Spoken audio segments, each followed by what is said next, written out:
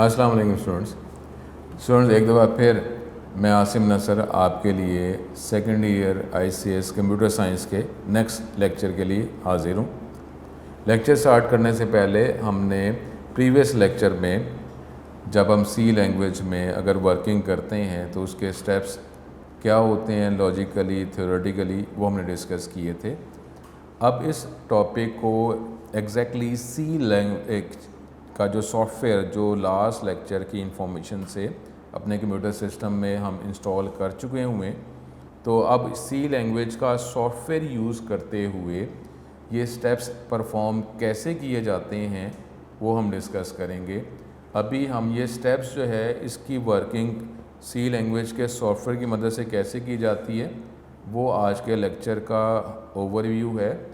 Next lecture में हम कोई एग्ज़ाम्पल जो है वो प्रोग्राम की एग्ज़ाम्पल को यूज़ करते हुए ये स्टेप्स कैसे परफॉर्म किए जाएंगे वो हम डिस्कस करेंगे। अब सेकेंड ईयर के स्टूडेंट कंप्यूटर साइंस के हैं, ये जो 2-3 लेक्चर्स हमारे जो चल रहे हैं ये आपकी एंटायर सी लैंग्वेज की वर्किंग के लिए इम्पोर्टेंट है। तो जब भी आपको ज़रूरत पड़े तो आप इस लेक्चर को दोबारा देख लें तो आपके इनिशियल सी लैंग्वेज में वर्किंग जो है उसकी अंडरस्टैंडिंग और कोई प्रॉब्लम अगर होगी तो वो इससे सॉल्व हो जाएगी, क्योंकि सी लैंग्वेज है ये क्योंकि एक टूल है। तो ये जो लेक्चर जो होंगे इसमें थ्योरेटिकल और इंशाल्लाह ताला वो प्रैक्टिकली कैसे वर्क किया जाता है सी लैंग्वेज के सॉफ्टवेयर की मदद से, ये दोनों चीज़ें आपको प्रोवाइड की जाएंगी। अब सी लैंग्वेज का जो सॉफ्टवेयर है अब उसको इस्तेमाल करते हुए ये स्टेप्स परफॉर्म कैसे किए जाते हैं, क्या सॉफ्टवेयर में क्या इनिशियल स्क्रीन्स होती हैं, ये आज के लेक्चर में हम देखेंगे विदाउट एनी प्रोग्राम एग्जाम्पल। उसके बाद नेक्स्ट लेक्चर में प्रोग्राम एग्जाम्पल की मदद से ये स्टेप्स करेंगे। ठीक है स्टूडेंट्स, ये आज का लेक्चर जो है वो अब हम ये सी लैंग्वेज का जो सॉफ्टवेयर जो लास्ट लेक्चर में आपको सी लैंग्वेज के सॉफ्टवेयर के जो लिंक्स प्रोवाइड किए गए थे, उम्मीद है कि उन लिंक्स की मदद से आपने सी लैंग्वेज का सॉफ्टवेयर अपने कंप्यूटर में इंस्टॉल कर लिया होगा। अब यही जो सी लैंग्वेज का जो सॉफ्टवेयर है इसकी मदद से ये स्टेप्स कैसे किए जाते हैं ये आज के लेक्चर में डिस्कस करेंगे। कौन कौन सी कमांड उस सॉफ्टवेयर को यूज़ करते हुए देंगे तो आप ये इंडिविजुअल स्टेप्स कर सकेंगे, ये आज के लेक्चर में हमने डिस्कस करना है। और इंशाल्लाह ताला फिर अगले लेक्चर में आपको ये सॉफ्टवेयर जो है किसी प्रोग्राम एग्जाम्पल या बेसिक जो प्रोग्राम स्ट्रक्चर है उसकी मदद से डिस्कस करेंगे। तो हमने जो लॉजिकली देखा था कि जो स्टेप्स हैं सी का प्रोग्राम लिखने के लिए, उसमें जो पहला स्टेप होता है वो creating and editing a C language program. अब आपने क्योंकि सी लैंग्वेज का जो सॉफ्टवेयर है वो टर्बो सी वर्जन 3 इंस्टॉल कर लिया होगा, तो अब उसमें हमारे ये स्टेप्स कैसे परफॉर्म किए जाते हैं वो हम देखेंगे। सबसे पहले हमने सी लैंग्वेज का प्रोग्राम लिखना है। अब वो प्रोग्राम क्या लिखना है वो तो इंशाल्लाह ताला नेक्स्ट लेक्चर में आपको बताया जाएगा, लेकिन अब ये सी लैंग्वेज का प्रोग्राम जो है ये कैसे चलाया जाता है, किस जगह पे प्रोग्राम लिखा जाता है और सारे स्टेप्स कैसे किए जाते हैं ये हम डिस्कस करेंगे। अब वो एडिटिंग क्रिएटिंग तो यही है कि सी लैंग्वेज का प्रोग्राम लिखना। The process of writing C program और source code is called editing, कि आपने प्रोग्राम लिखना है जो इसमें कुछ चेंज करना है तो उसको एडिटिंग कहा जाता है। This process includes writing and modifying C language program statement, के सी लैंग्वेज की जो प्रोग्राम स्टेटमेंट है उसको लिखना चेंज करना, ये सी लैंग्वेज के सॉफ्टवेयर को यूज़ करते हुए। उसके बाद the part of Turbo C IDE that is use to write C program is called edit window.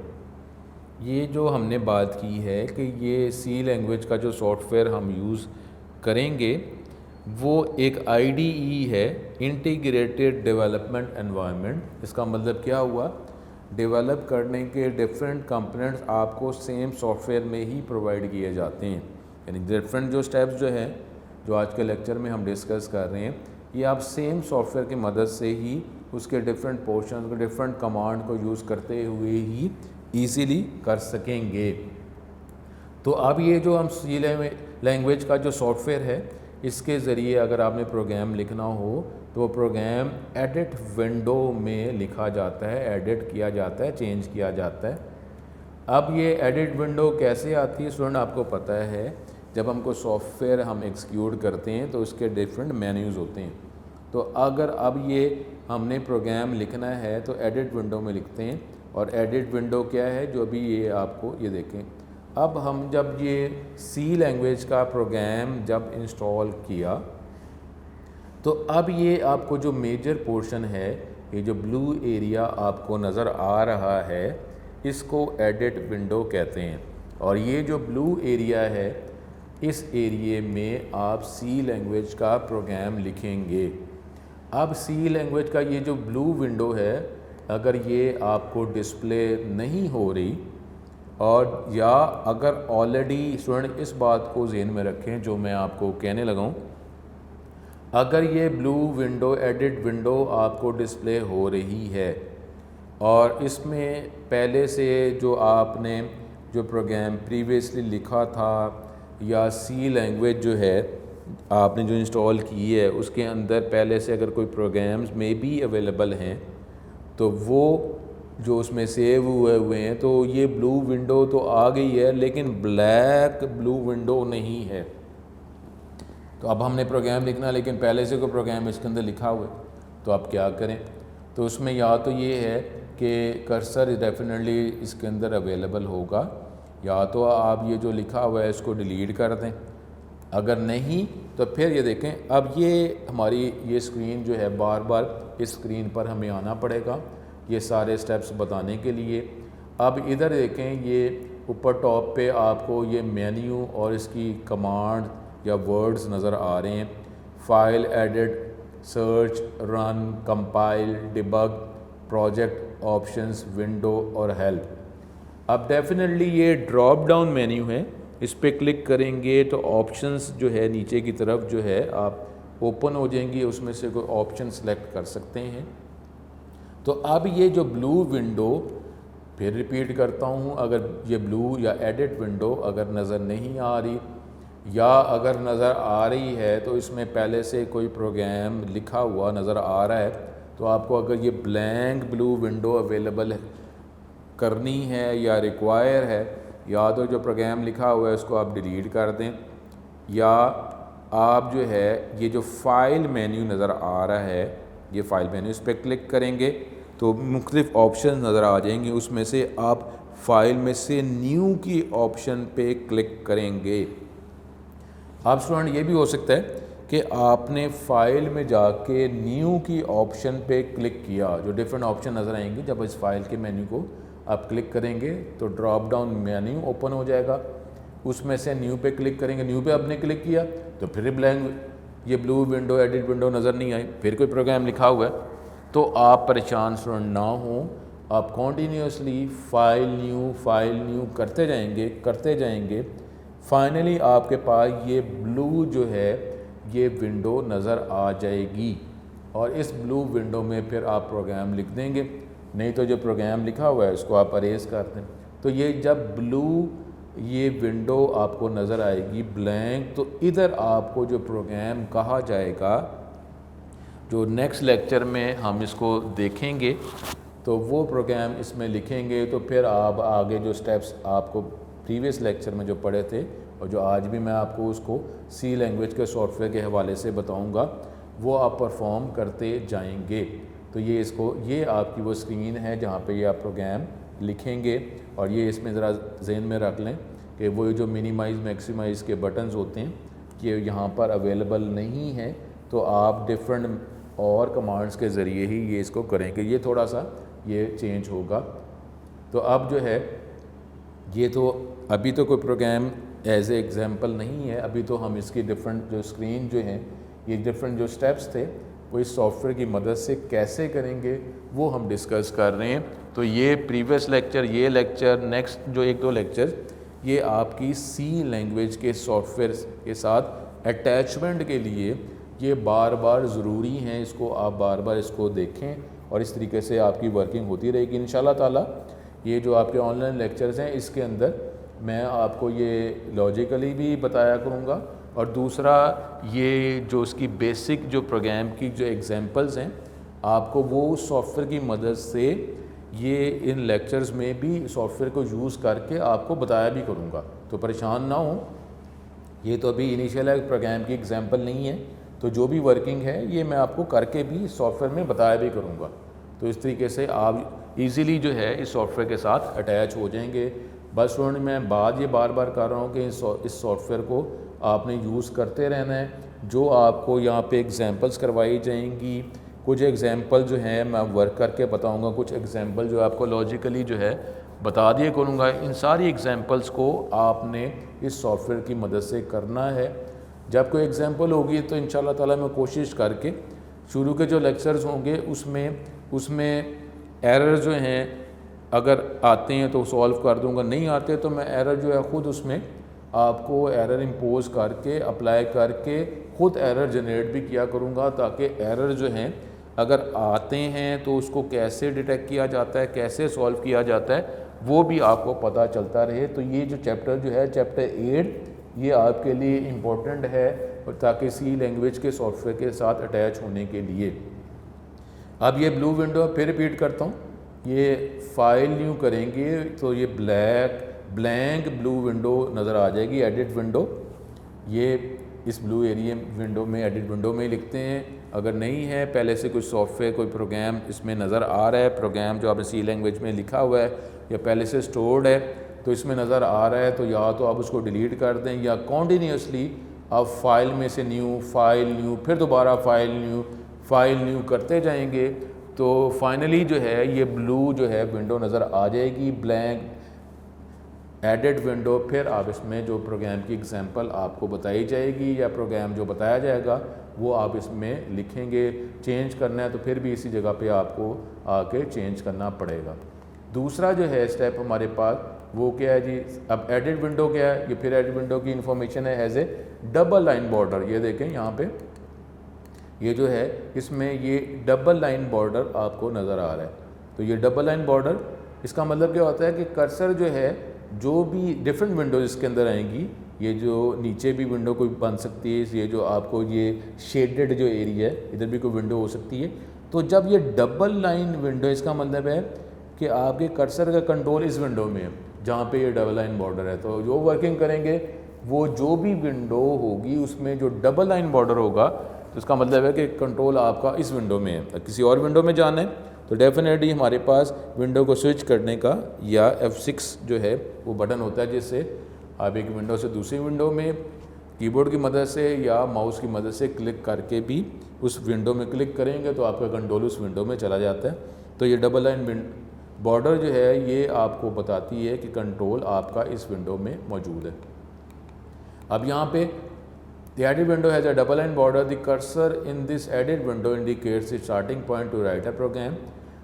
आपने इस विंडो को जो होल स्क्रीन पर आपको नज़र नहीं आ रही, अगर आप इसको होल स्क्रीन पर मैक्सिमाइज़ करना चाह रहे हैं तो इस सॉफ्टवेयर में मिनिमाइज़ मैक्सिमम के बटन अवेलेबल नहीं हैं, तो आप जो है कमांड के ज़रिए ऑप्शंस के ज़रिए ही करेंगे। तो अगर आपने इस विंडो को मैक्सिमाइज़ करना है, the user can expand the window by clicking the arrow in the upper right corner.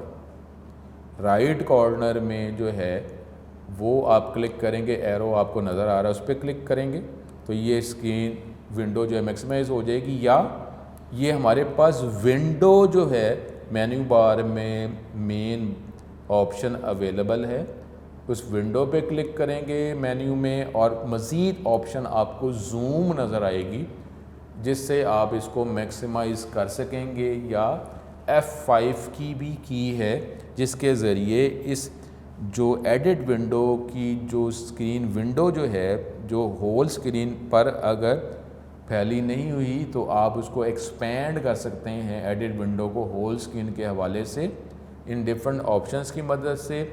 Arrow जो है अपर राइट कॉर्नर पे डबल क्लिक उस पर कर लें, क्लिक कर लें, विंडो मेन्यू में से जूम की ऑप्शन उस पर क्लिक कर लें या F5 प्रेस करेंगे तो एडिट विंडो जो है ये मैक्सिमाइज हो जाएगी। Edit window also contain vertical and horizontal scroll बार जो हर विंडो में होते ही हैं। कि आपने हॉरिजॉन्टली मूव करना है, वर्टिकली मूव करना है, तो ये स्क्रॉल बार्स अवेलेबल हैं। उसके बाद सेव करना, आपने उसी एडिट विंडो में जो प्रोग्राम लिखा, उसके बाद आपको पता है जो लास्ट लेक्चर में हमने पढ़ा था कि आपने इस प्रोग्राम को सेव करना। अभी तो कोई प्रोग्राम एज एन एग्जांपल नहीं कर रहे, नेक्स्ट से इंशाल्लाह ताला जो बेसिक स्ट्रक्चर, जो बेसिक प्रोग्राम उसकी वर्किंग करेंगे। अब प्रोग्राम को सेव करना है, तो इस the process of storing the program on disk, इसको कहते हैं saving. The program should be save on disk to be use repeatedly, क्योंकि अगर आप प्रोग्राम आप लिखते हैं और अगर सेव का स्टेप मिस कर देते हैं तो आपको ये कहा गया कि डेफिनेटली सेव करें। मिस करते हैं फिर भी अगर प्रोग्राम एग्जीक्यूट हो जाता है और कंप्यूटर बंद कर देते हैं, फ़ाइल को सेव, हमने प्रोग्राम को सेव नहीं किया, तो डेफिनेटली उस प्रोग्राम को, फ़ाइल को आप दोबारा रीयूज़ नहीं कर सकते। तो इसलिए प्रोग्राम को सेव करना बेटर है। और स्टेप में भी लॉजिकली भी यही है कि आप ये आदत बना लें कि प्रोग्राम सी लैंग्वेज में बल्कि सी लैंग्वेज हो या कोई भी सॉफ्टवेयर हो जो डेवलपमेंट है या वैसे ही एप्लीकेशन कोई सॉफ्टवेयर है, उसमें डेफिनेटली यही है कि वर्किंग करने के साथ साथ उसको सेव करते रहें, बजाय इसके कि पावर सोर्स हमारे पास अवेलेबल भी है, लेकिन फिर भी जो है ये अच्छी हैबिट है कि काम को with the passage of time आप सेव करते रहें। तो इस तरीके से इस प्रोग्राम को भी आप सेव करेंगे। C programs are save with dot C extension. आपको पता है कि ये हम प्रोग्राम को जो सेव करेंगे तो इसकी एक्सटेंशन जो है डॉट सी होती है लॉजिकली।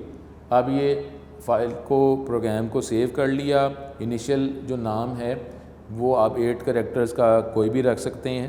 8 कैरेक्टर्स का इसका एनवायरनमेंट जो है वो बाकी एनवायरनमेंट वर्ड और एक्सेल के वाले से थोड़ा सा चेंज है कि यहाँ पे फ़ाइल का नाम जो है, जो इनिशियल नेम डॉट से पहले जो होता है, ये 8 कैरेक्टर्स का होगा। डॉट के बाद जो है वो ऑटोमेटिकली ये सॉफ्टवेयर डॉट सी तो इम्पोज कर ही देगा, तो लेकिन आपकी फ़ाइल का नाम 8 कैरेक्टर्स ही होगा। अगर आप उससे ज़्यादा लिखेंगे तो वो उसको, वो जो है वो रिस्ट्रिक्ट कर देगा उसी 8 कैरेक्टर्स में। तो कोशिश करें कि फ़ाइल का नाम जो है, प्राइमरी नेम जो है 8 कैरेक्टर्स तक ही रखें, एब्रीवेट कर दें, अंडरस्कोर इस्तेमाल कर लें। फॉलोइंग जो मेथड प्रोसीजर इस्तेमाल किया जाएगा सी लैंग्वेज में जब प्रोग्राम लिखते हैं उसको सेव करने के लिए, ये फिर वही ऑप्शन फाइल मेन्यू में से सेव की ऑप्शन पे क्लिक करेंगे या कीबोर्ड से F2 की प्रेस करेंगे। जब आप ये F2 की प्रेस करेंगे तो सेव करने का डायलॉग बॉक्स जो है डिस्प्ले कर दिया जाएगा। आप उसके अंदर आप फाइल का नाम लिखेंगे, वो डिस्प्ले क्या होगा भी आपको बताते हैं। डिफ़ॉल्ट नेम जो है वो ये है नो नेम 00.c। अब ये जो है इस पे भी सुन ज़रा ध्यान में रखें कि अगर पहले से कुछ जहाँ पे ये फ़ाइलें सेव करता है बाय डिफ़ॉल्ट, वहाँ पे अगर कोई फ़ाइल पहले सेव नहीं है तो ये नाम आएगा नो नेम 00.c। अब अगर कोई है नाम पहले से मौजूद है, सेव है, तो हो सकता है ये नाम आपको शो कर दे नो नेम 01.c। इस तरीके से ये अगर कोई फाइलें सेव नहीं है तो ये है, अदरवाइज़ ये आपको नंबर कोई भी पहले से अगर मौजूद है तो हो सकता है आप जो या फाइल सेव करें तो पहले से नाम आ रहा नो नेम 00 ना आ रहा हो, बल्कि नो नेम 50.c। इसका मतलब है पहले से ये फ़ाइलें कोई सेव की गई हैं जो आपने उसी के जो नाम उसने जो प्रोवाइड किया था उसी से फ़ाइल सेव कर दी थी। अदरवाइज़ तो ज़ाहिर है कि आप जब फाइल सेव करेंगे तो इस नाम से तो नहीं करेंगे ना। ये जिस तरीके से माइक्रोसॉफ्ट वर्ड में आप जब फाइल को न्यू करते हैं तो एक आपको इनिशियल नाम वो आपको डॉक्यूमेंट 1 जो है वो शीट 1 शीट 2 दे देता है, उसके बाद उसको चेंज कर देते हैं आप अपने लॉजिकल नाम के हवाले से। तो इसी तरीके से सी लैंग्वेज के एनवायरनमेंट में भी जो फ़ाइल वो आपको प्रोवाइड करता है उसका इनिशियल नाम जो है इस तरह का हो सकता है। और ये देख लें वही 8 कैरेक्टर्स है 1 2 3 4 5 6 7 8। तो अब ये 00 हो या 50 हो, नो नेम, इस तरह ये बनेगा। बाद में इसको अपने अकॉर्डिंगली वर्किंग के हवाले से फ़ाइल का नाम बदल देंगे। अब टाइप करेंगे फ़ाइल का नाम जैसे first.c। आप सी ना भी करें तो फर्स्ट लिखेंगे तो first.c हो जाएगा, एंटर प्रेस करेंगे। टर्बो सी जो है जो एडिटर ये आईडी जो है ऑटोमेटिकली फ़ाइल की एक्सटेंशन .c लगा देती है। प्रोग्राम को सेव कर दिया जाएगा जो लोकेशन पर ऑटोमेटिकली अवेलेबल है या आप जो लोकेशन प्रोवाइड करेंगे। अब यू नोट जो हमने पहले बात की है कि स्टेप को आप कोशिश करें स्किप ना करें, हमेशा जब भी प्रोग्राम लिखें तो ये स्टेप लाजमी परफॉर्म करें ये आगे स्टेप्स करने से पहले। You must save the program before executing. The reason is that sometimes the C program may be hanged during executing. जब आप इसको एग्जीक्यूट कर रहे होते हैं तो प्रोग्राम हैंग हो सकता है। And you may lose your source code or program and have to rewrite the program again. अगर आप ऐसा नहीं करेंगे तो अगर ये प्रोग्राम हैंग हो गया है तो फिर आपको वो प्रोग्राम तो नहीं मिलेगा, आपको दोबारा प्रोग्राम टाइप करना पड़ेगा। तो इसलिए हैबिट है, और वैसे भी आपको कहा है कि लॉजिकली ये भी बेटर ही है लॉजिकली कि आप जो काम आपने किया है उसको सेव करते रहें, ताकि अगर आपको प्रोग्राम में कोई चेंज आ जाता है, कोई एरर आ जाता है तो इसको आप ठीक कर रहे हैं कि मैं समझता हूँ ये कमांड होगी, इस तरीके से आप एडिटिंग करते जा रहे हैं। तो आप अगर सेव नहीं करते तो अगर ये प्रोग्राम अगर क्रैश करता है, हैंग करता है, तो हमारे माइंड में मे भी हो सकता है स्किप हो जाए कि हम प्रॉब्लम को सॉल्व करने के लिए मैं कौन सी कमांड मैंने लिखी थी जो मैं समझता था एरर सॉल्व हो जाएगा, तो हो सकता है वो माइंड में ना हो, तो आप फिर दोबारा से आप वर्किंग पता नहीं किस लेवल से दोबारा स्टार्ट करें, प्रोग्राम लिखना पड़ेगा। तो इसलिए कोशिश करें इस स्टेप को स्किप ना करें।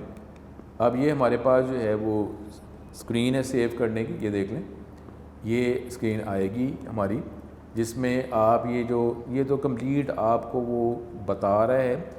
ये नॉर्मली वो फोल्डर होता है जहाँ पे ये आपकी फ़ाइल सेव कर रहा होता है। जिस तरह हमने बात कर रहे थे विंडोज़ के हवाले से माई डॉक्यूमेंट फ़ोल्डर होता है जहाँ पे फ़ाइल सेव होती है, तो नॉर्मली जब सी लैंग्वेज हम इंस्टॉल करते हैं तो उसके अंदर ये फ़ोल्डर होता है। ये इधर भी आपको पूरा नाम के साथ दिखा रहा है, अथवा ये नज़र आ रहा है कि ये हमारे पास जो फ़ोल्डर है, और वो फ़ोल्डर जहाँ पे सी लैंग्वेज इंस्टॉल होती है, तो वो ज़्यादातर अगर ये टर्बो C3 फ़ोल्डर है उसके अंदर एक बिन का फ़ोल्डर होता है।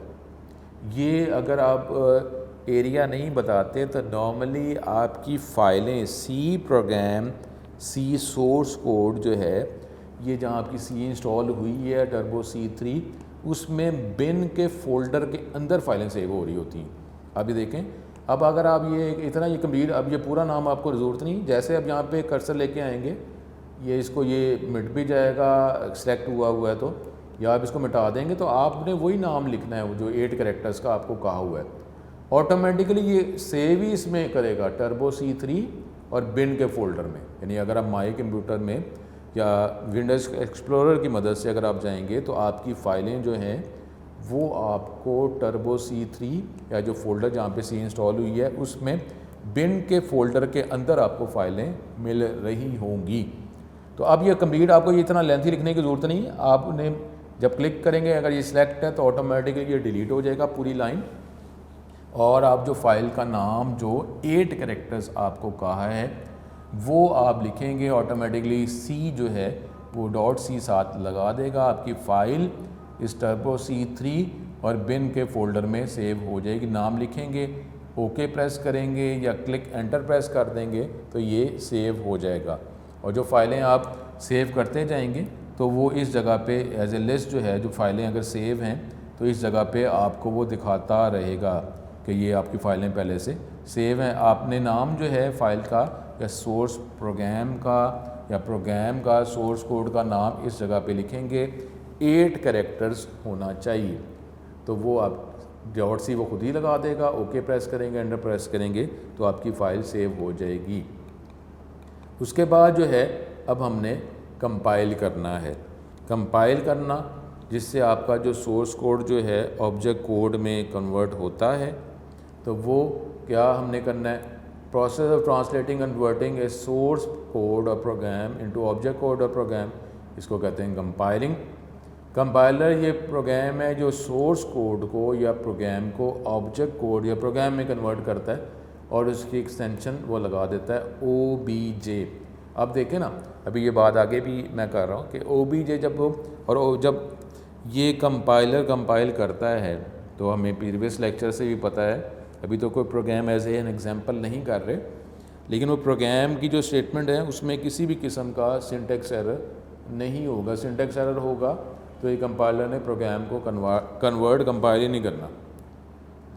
Compiler produces the object program from the source program. The first part of the name of the object file is the name as that of source code or program. जो dot से पहले जो नाम है वो वही होगा जो आपने सोर्स कोड का नाम, प्रोग्राम का नाम रखा होगा, ये वही रहेगा।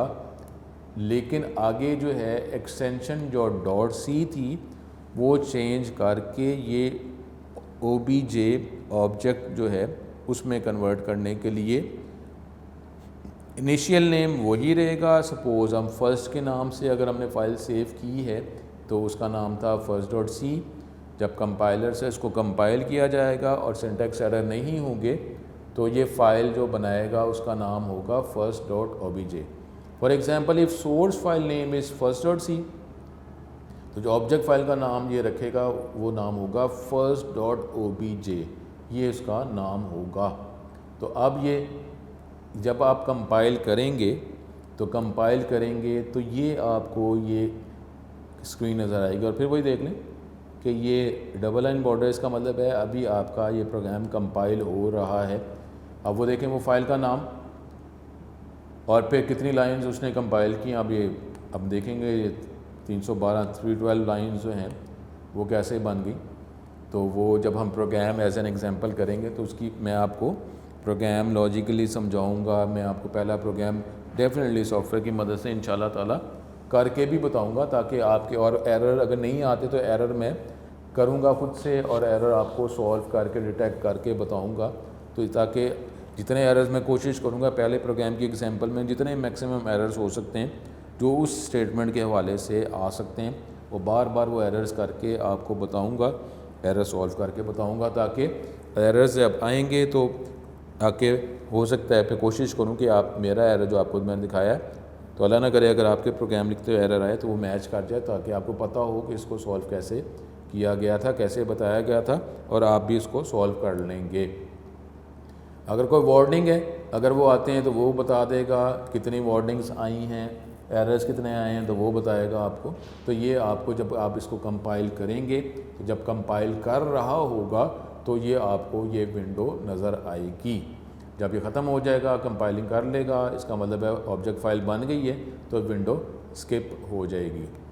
अब ये जो है अब कंपाइल कैसे करते हैं। सोर्स कोड और program can not be compiled if it contains any syntax error. वो सिंटैक्स एरर है तो उसको कंपाइल ही नहीं करेगा। तो कंपाइलर जो है एरर मैसेज जनरेट कर देगा, एरर मैसेज आएगा, उसका कॉज भी और आपको पता है कि वो आपको लाइन नंबर भी दिखा देगा।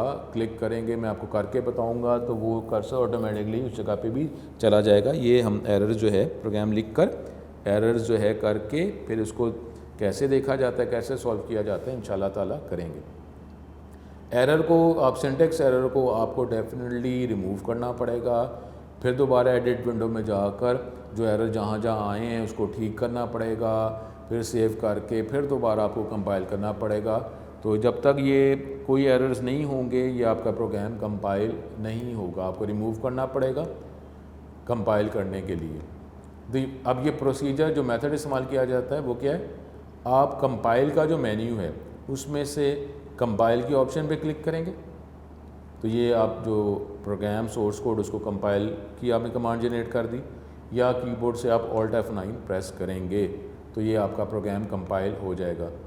प्रोग्राम जो है इसको ट्रांसलेट कर दिया जाएगा ऑब्जेक्ट प्रोग्राम में अगर उसमें एरर्स नहीं होते। अगर कोई एरर है तो फिर वो एरर मैसेज शो करेगा and it will not compile the source file, और उसने प्रोग्राम को कंपाइल नहीं किया। आपकी जो सोर्स फाइल है वो ऑब्जेक्ट फाइल में कन्वर्ट नहीं हुई क्योंकि उसमें सिंटैक्स एरर थे।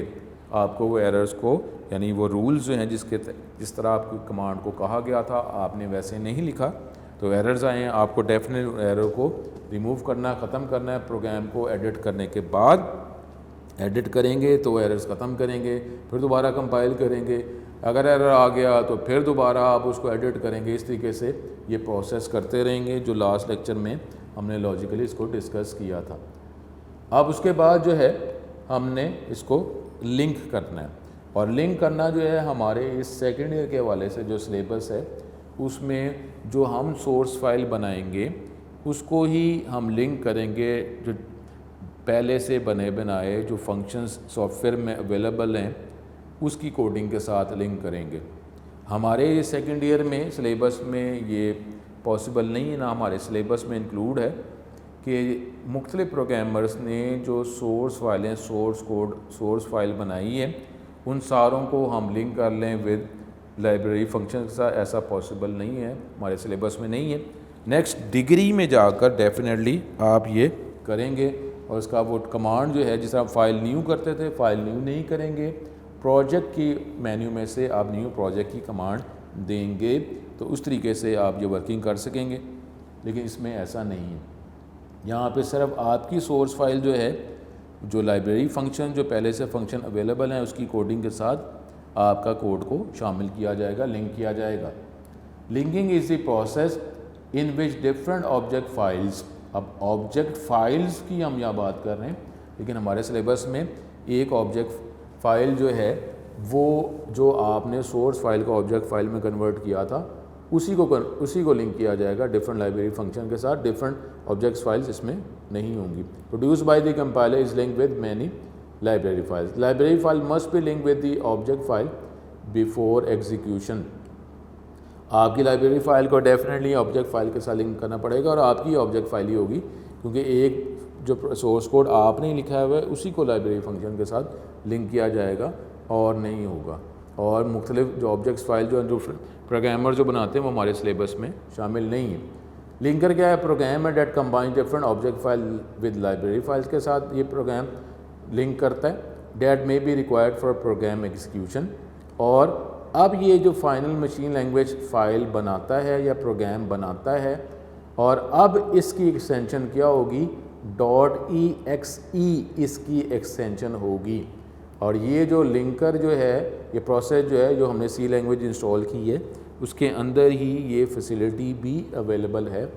अब हमारी फ़ाइल जो है, जो हम बात कर रहे हैं, अगर फ़ाइल थी first.c सोर्स फाइल, हमने जब उसको कंपाइल किया और सिंटेक्स एरर अगर नहीं आए तो हमारी फ़ाइल कन्वर्ट होगी, एक फ़ाइल और बन गई first.obj ऑब्जेक्ट फ़ाइल। अब उसके अंदर जो हमने सोर्स कोड लिखा था, प्रोग्राम लिखा था, उसके अंदर पहले से बने बनाए फंक्शंस हमने यूज़ किए थे और अब उसमें उन फंक्शंस को हमने जो लाइब्रेरी फंक्शन है उसके साथ लिंक करना है इस प्रोसेस में, लिंकिंग के प्रोसेस में।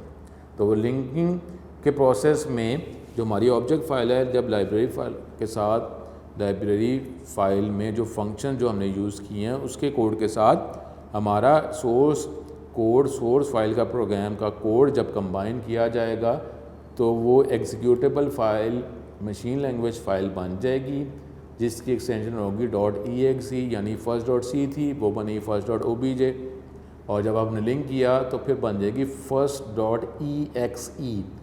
अब ये जो है, जब first.exe बन गई है तो हमें ये सी लैंग्वेज का जो प्रोग्राम था, जो हमने सॉफ्टवेयर इंस्टॉल किया है, अब हमें इसकी भी ज़रूरत नहीं है। इसके अंदर ही हमारा प्रोग्राम रन हो जाएगा, एग्जीक्यूट हो जाएगा, लेकिन अभी हमें इसकी भी ज़रूरत नहीं है। और इसको माई कंप्यूटर या विंडोज़ एक्सप्लोरर के सॉफ्टवेयर की मदद से, ऑप्शन की मदद से हम डबल क्लिक करेंगे इस एग्जीक्यूटेबल exe फ़ाइल पे, तो हमारा प्रोग्राम जो है एग्जीक्यूट हो जाएगा। लेकिन ये जो सी लैंग्वेज का जो सॉफ्टवेयर है IDE, इसके ज़रिए हम डेफिनेटली इसी के अंदर रहते हुए ही अपने प्रोग्राम को हम एग्जीक्यूट कर सकते हैं। उसके बाद जो है, अब लिंकिंग में लिंकर एरर ये भी जनरेट करता है if the library function does not exist. यानी क्या मतलब है कि आपने कोई एक फ़ंक्शन का नाम लिखा जो फ़ंक्शन अवेलेबल ही नहीं, या आपने नाम कुछ और लिखना था, आपसे कुछ और लिखा गया, टाइपिंग एरर आ गया। लेकिन अब वो भी तो कोई नाम ही है ना, जो गलती से लिखना कुछ और था, लिखा कुछ और गया। अब वो जो गलत नाम लिखा हुआ है उस नाम से तो वो फंक्शन अवेलेबल नहीं है ना, लाइब्रेरी के अंदर वो फंक्शन अवेलेबल नहीं है, तो ये आपको लिंकिंग या लिंकर भी आपको एरर दे देगा। इसको लिंकर एरर कहा जाता है। अगर कोई एरर नहीं आया सोर्स कोड में, प्रोग्राम में एरर, उसको आपने रिमूव भी कर दिया सोर्स कोड को, और फिर सोर्स फाइल से आपने कंपाइल भी कर दिया और ये प्रॉपर्ली लिंक भी हो गया, तो अब जो है वो लिंकर एरर जो है वो भी नहीं आया, तो फिर एक फ़ाइल बन जाएगी जिसकी एक्सटेंशन .exe होगी। If the process of linking is successful, for example if the source file first.c, और अब एग्जीक्यूटेबल फाइल जो बनी है कंपाइलिंग के प्रोसेस के बाद उस फाइल की एक्सटेंशन होगी first.exe, उसकी एक्सटेंशन होगी, इसको एग्जीक्यूटेबल फाइल कहा जाएगा। और ये जो फाइल जो है इसको आप डायरेक्टली एग्जीक्यूट कर सकते हैं अपने कंप्यूटर सिस्टम पे, आपको इस सॉफ्टवेयर की ज़रूरत नहीं है जो आपने ये इंस्टॉल किया हुआ है। तो ये हमारे पास जो है ये लिंकिंग का प्रोसेस होता है। अब ये कमांड कैसे दी जाती है? अब डेफिनेटली ये कमांड जो है लिंकिंग की जो कमांड है, लिंक करने की कमांड आप किसी ऑप्शन से ही देंगे। ये कैसे दी जाती है?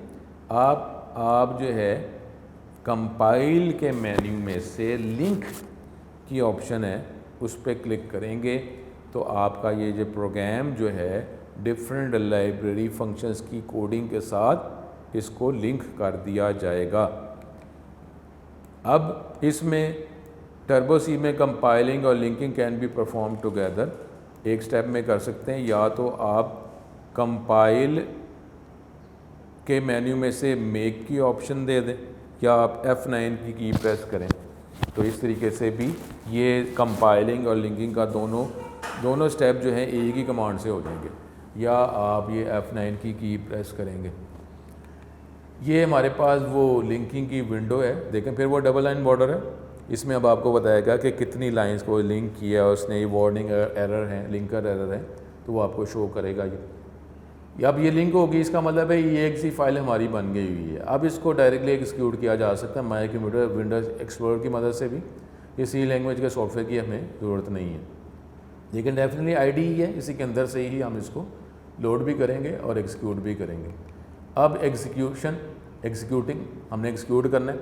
अब एग्जीक्यूट करना है, इसी सॉफ्टवेयर को यूज़ करते ही हमने एग्जीक्यूट करना है। तो अब जो हमारी एग्जीक्यूटेबल फाइल जो बन गई है, process of running the final executable file on computer, इसको एग्जीक्यूटिंग कहते हैं। एग्जीक्यूटेबल फाइल जो है जो हमने क्रिएट की है when the object file with object, इसको लिंक किया गया ऑब्जेक्ट फाइल के साथ या लाइब्रेरी फाइल के साथ। It is a file that is saved on disk having .exe extension से फाइल अब बन चुकी हुई है। 3 फाइलें हो चुकी हैं, देखें first.c, first.obj और अब ये first.exe। The computer is able to understand this type of file directly without the need of any language translator। अब ट्रांसलेटर की ज़रूरत नहीं है क्योंकि ट्रांसलेटर को यूज़ करके ही ये exe फाइल बनी है। तो अब ये कन्वर्ट हो चुकी है, फाइल बन चुकी है, ट्रांसलेटर के बगैर भी इसको एग्जीक्यूट किया जा सकता है। This file is required to be available on the disk that is able to execute in the computer। The program must be loaded into the memory to execute। इसको अब ये प्रोग्राम तो बन गया हो, इसको मेमोरी में एग्जीक्यूट करना है, लोड करना है।